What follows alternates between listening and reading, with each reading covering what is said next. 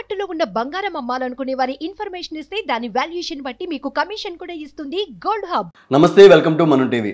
ప్రస్తుత ఏపీ రాజకీయాల గురించి మనతో మాట్లాడడానికి సీనియర్ అనలిస్ట్ అంకమరావు గారు మనతో ఉన్నారు. నమస్కారం సార్. నమస్తే అండి. సార్, వివేకానంద రెడ్డి గారు హత్య కేసులో కోర్టుకు కూడా వెళ్ళడం జరిగింది. అవినాష్ రెడ్డి గారు దస్తగిరి ఎవరైతే ఉన్నారో అతను పిటిషన్ వేశారు. అంటే మా బెయిల్ మీద ఉండడం వల్ల మాకు ప్రమాదం ఉంది, మా ఇంటి మీద నాన్నని వాళ్ళే పేరెంట్స్ నాళ్ళే భయపెడుతున్నారు, సో ఇలా ఉండడం వల్ల అతను బెయిల్ మీద ఉండడం చాలా కష్టంగా ఉంది, బెయిల్ క్యాన్సిల్ చేయండి అంటూ పిటిషన్ వేశారు. సిబిఐ ఎంక్వైరీకి మళ్ళీ వేశారు. నిన్న కోర్టు కూడా వెళ్ళారు. కోర్టులో తీర్పు ఏమొచ్చిందంటే మళ్ళీ పోస్ట్పోన్ చేసింది. నెక్స్ట్ వాయిదాలో చేపిద్దామని. సార్, అంటే ఈ ఎలక్షన్ వరకు కరెక్ట్గా ఎలక్షన్ ముందే ఇలా రావడం వెనక ఏదన్నా అంటే జైలుకి వెళ్ళే అవకాశం ఎక్కువ ఉందంటారా అవినాష్ రెడ్డి గారు? అవినాష్ రెడ్డి గారు కారాగారంలోకి వెళ్తారా, ఇప్పుడు ఆయన ఇచ్చిన న్యాయస్థానం ఇచ్చిన వెలుసుబాటును తీసేస్తారా అనేది కదా మీ సందేహం. అవునండి. జరిగిన పరిణామాలను కనుక ఒకసారి చూసుకుంటా ఉంటే మామూలుగా దీనికి సంబంధించి ఏం జరిగింది ఏంటనే చెప్పి అక్కడ ఉన్నటువంటి అప్పుడే ఉద్యోగంలో చేరినటువంటి ఒక రక్షక భటుడిని గనక అప్పచెప్పినా కూడా వారం రోజుల్లో ఈ సమస్యకు పరిష్కారం దొరికింది. వారమే, ఎక్కువ సమయం కూడా అక్కర్లా. కావాల్సినంత సాక్ష్యాధారాలు వాస్తవాలు ఆ రోజు జగన్మోహన్ రెడ్డి గారు చెప్పారు. అర్థమైందండి మీకు? ఆ రోజే జగన్మోహన్ రెడ్డి గారు చెప్పారు. ఆ ఒక్క దాని మీద మాట్లాడుకుంటా ఉంటే ఎవరైతే మొట్టమొదట దాన్ని గుండెపోటు అని చెప్పారో, ఎవరైతే రక్తపోవంతులని చెప్పారో, ఎవరైతే బాత్రూంలో పడి చనిపోయారని చెప్పారో వాళ్ళని కూర్చొని ఒక అరగంట సేపు కనుక కూర్చోబెట్టినట్టయితే వాస్తవాలు ఆ రోజే బయటకు వచ్చింది. ఇందులో ఎలాంటి సందేహం కూడా ఏం లేదు.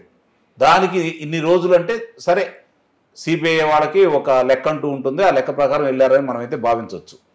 దానికి దారి పొడవునా ఆటంకాలు కలగజేసింది ఎవరు అనేది సిబిఐ వాళ్ళే స్వయంగా రాష్ట్ర ప్రభుత్వం సహకరించట్లేదు, చివరికి న్యాయస్థానాలు కూడా సహకరించలేదు. అవును, ఇది గుర్తుపెట్టుకోవాల్సిన అంశం. అవును.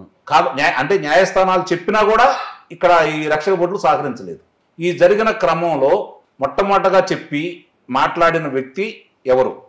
తర్వాత అవినాష్ రెడ్డి గారు ప్రకటించినప్పుడు అవినాష్ రెడ్డి గారు మాట్లాడిన తర్వాత చాలా స్పష్టంగా కూడా వాళ్ళ పత్రికలోనూ వాళ్ళ ప్రసార మాధ్యమాల్లో పొంకాలుగా ముందేమో గుండెపోటు అన్నారు, తర్వాత ఏమో రక్తపోవంతులు అన్నారు, బాత్రూంలో పడ్డారన్నారు. ఆ తర్వాత సునీత గారు అనుమానం వచ్చి పంచనామా చేయమన్నప్పుడు ఇది హత్య అని చెప్పని నిర్ధారణ చేశారు.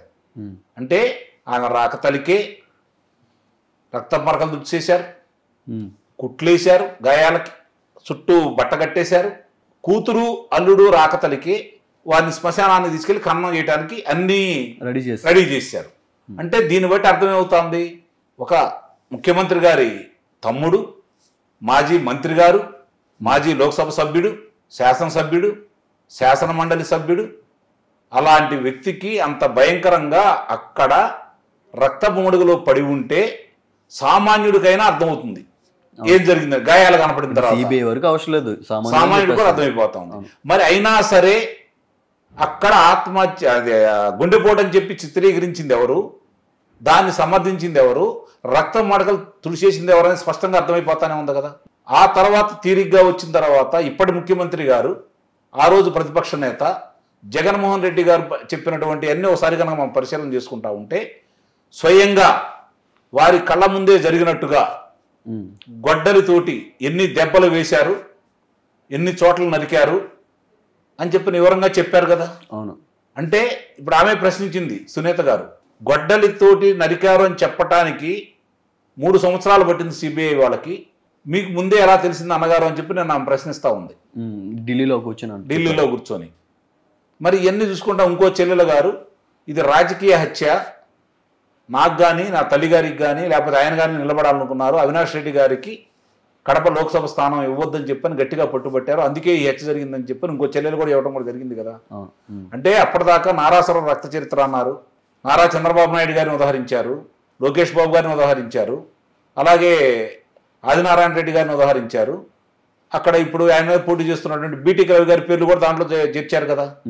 అంటే మీరు ఇంతమంది మీద మీరు చెప్పారు, చంద్రబాబు నాయుడు గారి గొడ్డలతో చంపిస్తే మీరు రక్త మార్కులు ఎందుకు తుడిచేశారు?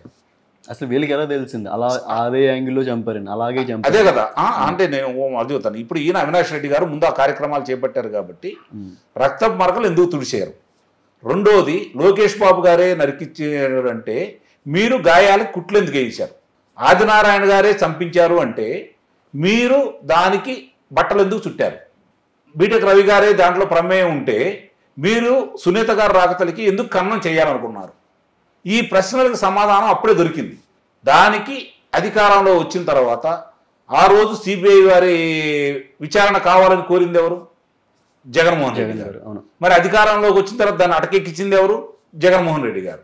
మళ్ళీ ఈమె కోరితేనే కదా ఈ విచారణ ముందడుగేసింది.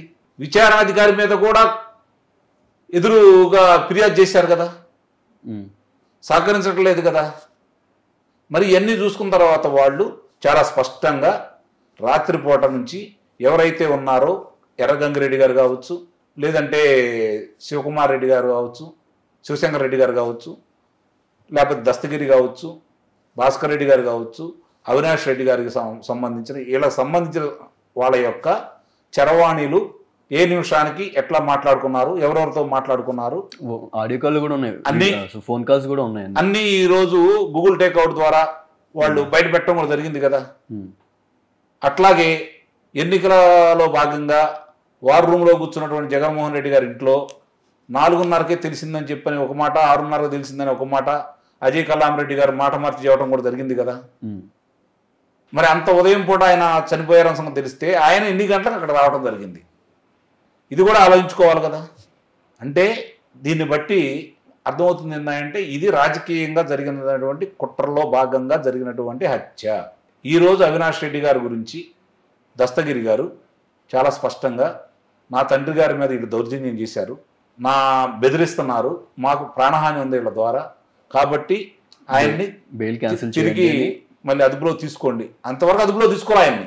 అవును, అదుపులో తీసుకున్నట్టు చూపించారు సిబిఐ. ఎప్పుడు అదుపులో తీసుకున్నారో తెలియదు, ఎప్పుడు 5 లక్షల రూపాయలు కట్టారో తెలియదు, ప్రపంచానికి తెలియదు, మిగిలిన వాళ్ళందరి గురించి తెలుసు ఏ సమయంలో తీసుకున్నారనేది. ఇంతవరకు అదేమీ లేదు. కాబట్టి ఇప్పుడు నిన్న శివశంకర్ రెడ్డి గారికి కూడా వారికి కూడా బెయిల్ వెలుసుబాటు వచ్చింది.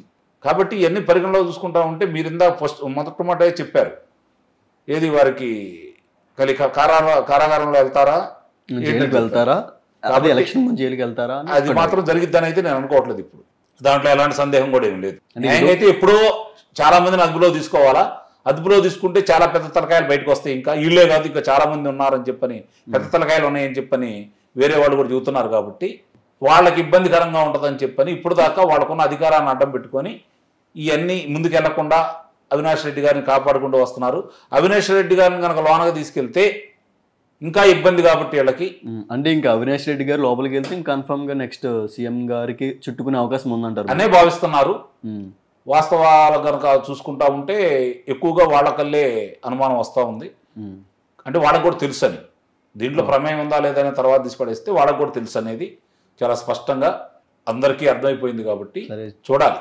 సరే చూద్దాం సార్, ఇంకా నెక్స్ట్ హియరింగ్ ఉంది కాబట్టి ఈ హియరింగ్లో తెలిసిపోద్ది వెళ్తారో వెళ్ళదండి. Thank you so much sir. Thank you.